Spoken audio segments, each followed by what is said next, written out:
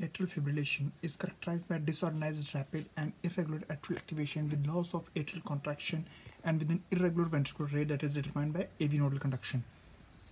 So this is basically the definition of atrial fibrillation. Now, as we move on, we discuss what is atrial fibrillation, what is the mechanism, and what is the management. So this was the definition: disorganized, rapid, and irregular atrial activation with loss of atrial contraction. As you can see, I have just underlined this, and with an irregular ventricular that is determined by AV nodal conduction. Now let's have a look over this. This is the structure of heart, as you can see here, and these are the 4 pulmonary veins, 4 openings which I have shown, and I am highlighting these. And this is basically the blood filling up in the atria. This is the left atrium. Now you can see that this is basically, this blood has to go through mitral valve, and this structure, this opening that you are seeing between the atria and the ventricle, that opening is basically the mitral valve, and I will label it for you also.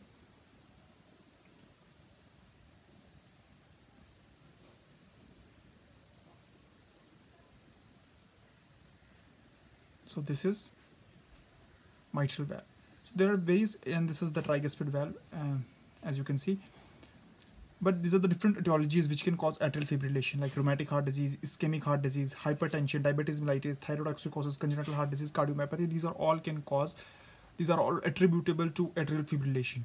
Atrial fibrillation, as I have already mentioned the definition, atria fails to contract. Okay, there is irregular atrial activation, so atria fails to contract. So atria basically fire impulses at the rate of 350 to 600 impulses or beats per minute. As you know that normally in the sinus rhythm, the SA node fire impulses at the rate of 60 to 100 beats per minute. But in atrial fibrillation, instead of SA node, there are various foci. There is various foci which keep on firing, and you can see the pathway of impulses. This is the normal pathway from the SA node to the AV node and to the bundle of his Purkinje fibers to the, and finally to the bundle of his. This is the normal pathway that you know. But here the impulses are 350 to 600 beats per minute. See, this is not from the SA node. These are impulses writing in the yellow color. They are not from the SA node. Basically, they are from the various foci in the atria, which are firing impulses at the rate of 350 to 600 beats per minute. And many of them, because the rate is so much high, many of them reach the AV node in its refractory period, or as I've shown, this is the AV node is sleeping. At that time, these atrial impulses reach the AV node and hence not conducted, and hence the impulses are not conducted because atria was sleeping at that time. So this is basically very interesting to know that impulses, although impulses were 350 to 600 beats at the rate of 350 to 600 beats per minute, but the atria was sleeping, so the atria and these impulses could not be further conducted. Now few impulses of these few impulses would be conducted. It's not like that all the impulses would not be conducted. Atria sleeping, some impulses get conducted, some are not conducted. This results in what we call as a rhythm of the heart, which is called as irregular rhythm of the heart, or ventricles. More specifically, we have to say it is the ventricles. Now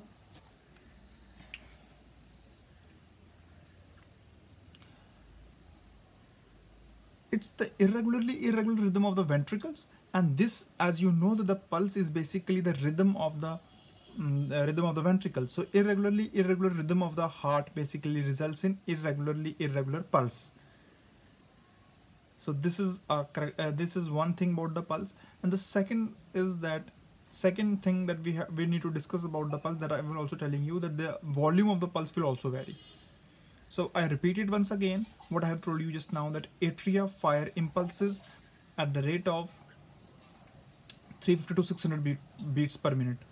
Ideally they should have been at the rate of 6200 beats per minute, and they should have been, the impulses should have been from the SA node. But here what happens is atria are firing at the rate of 350 to 600 beats per minute, and many reach the AV node in its refractory period that I was referring to, that the AV node was sleeping. That is basically the refractory period when the atria are least interested in conducting the impulses. So some impulses are able to slip through, some impulses are able to pass through that AV node, and hence that results in variable amount of impulses. Variable amount of impulses are conducted, and this results in irregular rhythm of the heart. As you can see, I have just drawn a flow chart so that you can see that it results in irregular rhythm of the pulse and heart.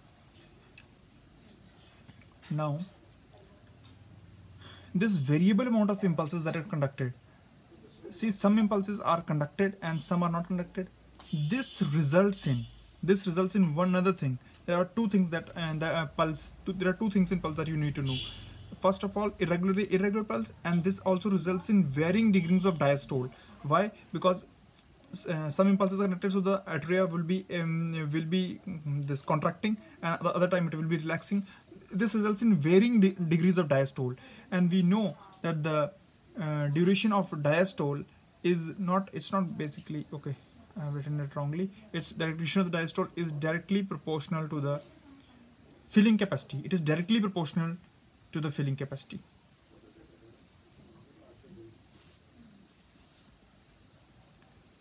We know that the duration of diastole is basically directly proportional to the filling capacity. The diastole, the greater the amount of the diastole, that is the time when these ventricles are relaxing, the greater the diastole, the more amount of blood it will release. But this irregular that impulses that are conducted to the ventricles, that results in irregular rhythm of the heart, and basically that is the reason that the amount of the blood in the ventricles would be varying. Sometime it would be more, sometime it would be less.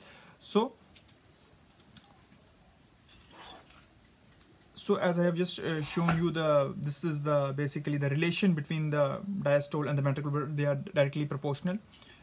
Now this is what I have already mentioned. Because of irregular rhythm of heart,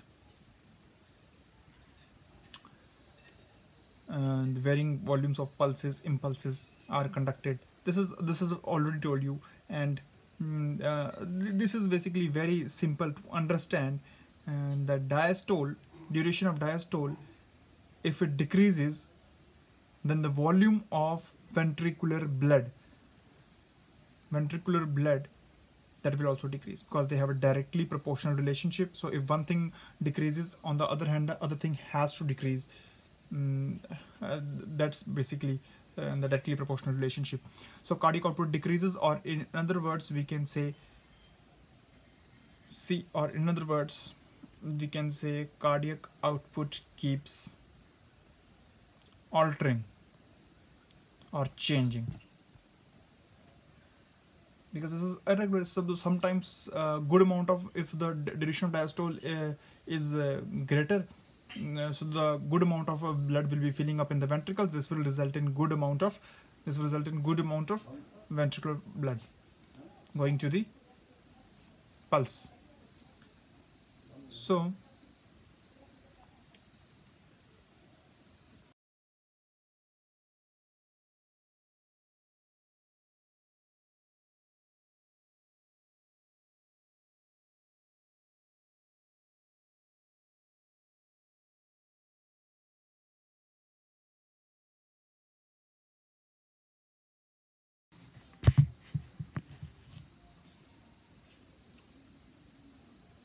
varying cardiac output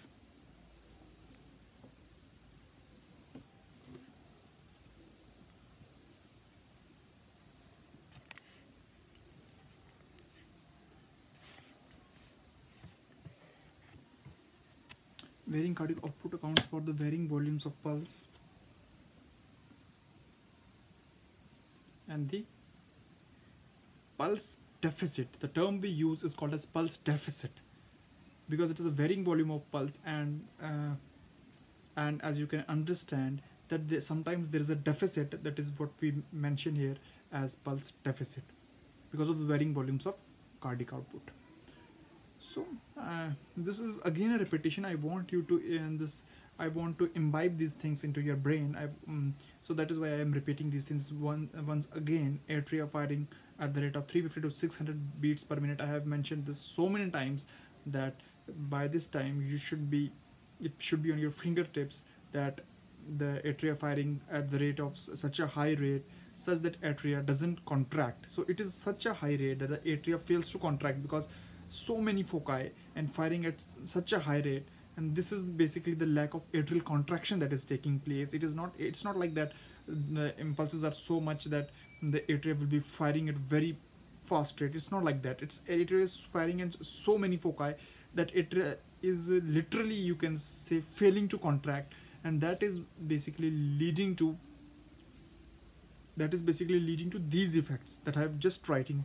You can see lack of booster effect from the left atrium. As you know that in the filling of the left ventricle, a major part is played by the left atrium, and that is during the last phase of the diastole. This atria, they contract forcefully and push the blood into the left atrium. So this will be missing here. Second is that because the atria are failing to contract, so stasis of blood, which will result in thrombus formation. As you know, whenever there is stasis of blood, that will result in thrombus formation and disappearance of A waves from JVP, jugular venous pressure. As you know that when you draw a graph of the JVP, there are A waves, and which are basically because of atrial contraction. So that won't be taking place. So disappearance of A waves from that graphical representation that you do. So that is basically I wanted to highlight. Now, as far as the etiology is concerned, that I have already mentioned about the different diseases that can cause atrial fibrillation. Now, what are the clinical features? How will the patient present to you? Now, as you know, whenever we talk of clinical features, there are some symptoms and there are some signs. As far as the symptoms are concerned, symptoms are the things which a patient is going to tell you that doc, I came to the hospital or clinic because I was having this and that. And signs are the things that you elicit, that you see, you ask, and you find out. So as far as the symptoms are concerned, the patient will be having palpitations, fatigue, breathlessness, angina. So more or less the same symptoms, or pain symptoms, ischemic symptoms, because the atria are not contracting, so cardiac output is declining, and ischemic pain, I would like to say. But signs: irregular pulse, that is you are going to elicit it. You are going to check the pulse of the patient, and once you check the pulse of the patient, you will come to know that it's irregular, varying volume of pulse. Volume, you can check the volume of the patient, pulse volume. Pulse deficit, that means sometimes you would be able to see this pulses are heartbeats, the beats are conducted, but sometimes beats are missing. That is what we call as pulse deficit. Absence of A waves from JVP, that you are going to see by calculating the JVP that you might be knowing. And fourth and last point is that hypotension can be there. Okay, now there will be some ECG changes as well. ECG changes are very important. As you know, this is the normal ECG that I'm going to draw here. This is the P wave, QRS complex, and this is the T wave.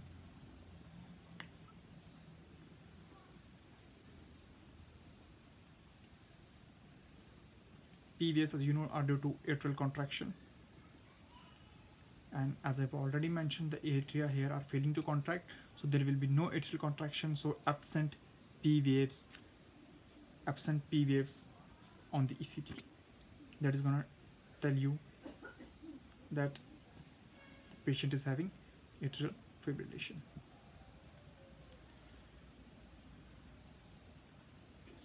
Irregular pulse, that can also be noted on the ECG. You can also check this by rhythm of the QRS complex, that will tell you about the irregular rhythm, and the pulse can also tell you about the irregular rhythm of the heart. Small irregular waves or what we call as fibrillar waves at the rate of, again, as you already know, 350 to 600 beats per minute, that are difficult to see. But you can see, if you are an experienced physician, you can see, but that are difficult to see for a beginner. So this was all about the ECG changes, and now I will tell you about a risk. There is a scoring system which we call as CHADAS score, CHADASVASC, that is CHADAS vascular score, that helps in assessing the risk of stroke in patients of atrial fibrillation, because there is stasis of the blood in atria. So the risk of basically the thrombus increases tremendously in these patients. So we need a scoring system, and that is what we are going to discuss, that the risk factors for the risk of stroke. Everything is given a scoring of 1 only. Let me first of all write CHADAS.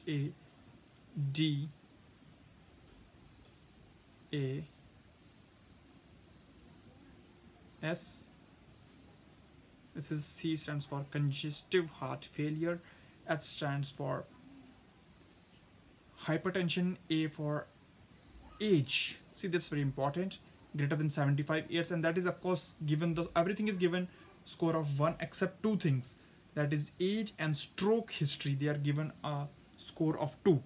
Okay, the rest everything is given a score of 1. So congestive heart failure, hypertension, age greater than 75 years, D stands for diabetes, and again A that you are seeing is again age, but here it is 65 to 75 years of age, and the scoring given is 1. And D, as I have already told you, diabetes mellitus. And as I've told you, it is, the mnemonic is CHADAS-VAS. VAS stands for a word that is vascular disease. So that is given again a scoring of 1. And of course CHADAS-VAS, CHADAS, and A, there are 2 A's here and 2 S here. So I have written in the underscript, you can see 2, and VASC stands for vascular disease. That is again given a history, that is again given a score of 1. And sex history, they see females they are given, if she is a female, then the risk of stroke increases in these patients, so they are given a score of 1. So this is basically that you need to remember after knowing the pathophysiology and the clinical features. That is the thing that you need to know about the risk of stroke in atrial fibrillation. And of course I would be telling you that if you sum up this, if you add this score, okay, CHAS to DS to VAS, if this score, this score that I have just mentioned, if you add up this score greater than 9%, if it is greater than 9, if it is greater than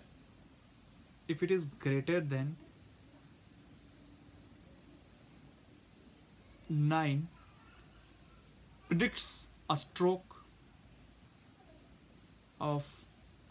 rate of greater than 9%. So this is basically the thing that you need to remember, 9% per year, of course. So this is basically the CHADAS score that I wanted to discuss with you. And before going further, let me tell you what is the goal of management. Before doing the exact management, what are we aiming for? What are our goals for management? Okay. First of all, we want the hemodynamic stabilization for the patient. We don't want the patient to be hemodynamically unstable. First of all, we have to make the patient stabilize, then only we can do the other, we can try the therapy, or we can try different drugs. Then the second is control of ventricular rate. Third point here is restoration of sinus rhythm. You can see here I have written it, it's not given preference, I have written it at a third place, at third number. Why? because it's not like when the patient is coming to you and you're just going to restore the sinus rhythm, because the risk of stroke increases in this patient. So we have to very cautiously see, we have to weightage is given whether to restore. There are some certain criteria that I will be telling you. And the fourth point is, of course, prevention of embolic complications, and fifth is the treatment of underlying cause. So first of all, the patient comes to you, you have to do hemodynamic stabilization. Second is the control of ventricular rate. Then you need to do a restoration of sinus rhythm. I'm again telling you, the restoration of sinus rhythm is not at number one, because we don't give preference to sinus rhythm. Whenever the patient comes to you, you have to predict the CHEDA score. You have to do the CHEDA score, and you have to calculate whether the patient needs immediate sinus rhythm restoration or not, whether the patient should be allowed in atrial fibrillation only, because the patient will not gonna die of the atrial fibrillation, but he will of course die if you try to restore the sinus rhythm, because that severely increases the risk of embolic complications, and this embolus that gets dislodged and that can get lodged in anywhere in the brain and can cause fatal consequences. So I will be telling you, if the patient comes to you with a severely compromised state. What we mean by the severely compromised state, that is the presence of syncope, hypotension, angina, or altered sensorium. Then see, this is a very important point. If the patient's status is severely compromised, then only we do synchronized DC cardioversion starting at the rate of 200 joules, or what we call as restoration of sinus rhythm. That is only done if the patient status is severely compromised. Again, highlighting the point, if the patient status is severely compromised, only then we go for restoration of sinus rhythm. Otherwise, we basically allow the patient to remain in atrial fibrillation. That is basically the crux here. That is basically interesting point also. Okay, now I will be telling you the other part of this, that if the patient status is, I have told you, if it is severely compromised, that what we are going to do. And now I'm just going to write it for you. Second point is control of ventricular rate.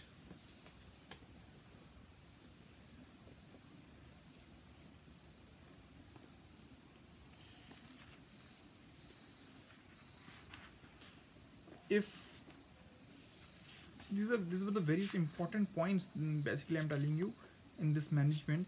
If the patient's clinical status is not severely compromised, then what we are going to do, we are going to slow the ventricular rate. The patient's status is not severely compromised. Treatment is in basically steps. We have to slow the ventricular rate. Then we have to consider whether anticoagulation is warranted to restore the stroke risk. And the third point is, consideration is then given to whether therapy is warranted to restore a maintenance sinus rhythm, or whether the patient will be allowed to remain in atrial fibrillation and manage with rate control and measures for stroke prevention. So this is basically what we need to know. It is critical to consider the risk of stroke when attempting to restore the sinus rhythm. It is very, very critical to consider the risk of stroke when attempting to restore sinus rhythm. This is very important. See, I have just written down the points. I'm jotting down the points. You can write it down. This is from a reliable source. You can trust on these, and this is very important. Slowing the ventricular rate, consideration of whether anticoagulation is needed or not. And the third point is that then consideration is given whether therapy is warranted to restore sinus rhythm or not.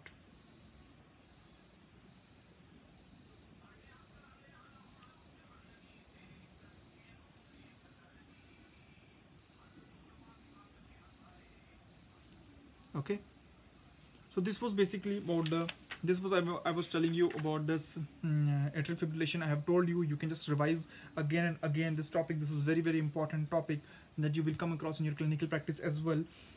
I just want you to remember the CHEDA score, the definition of the atrial fibrillation, how do you manage the patient. You are not to straight away jump to the and restoring the sinus rhythm, because that is going to cause fatal consequences. You just need to do hemodynamic stabilization. If the patient's status is not severely compromised, then the treatment is in steps that I've already mentioned. Okay, so this is basically, so the fourth point is prevention of embolic complications. If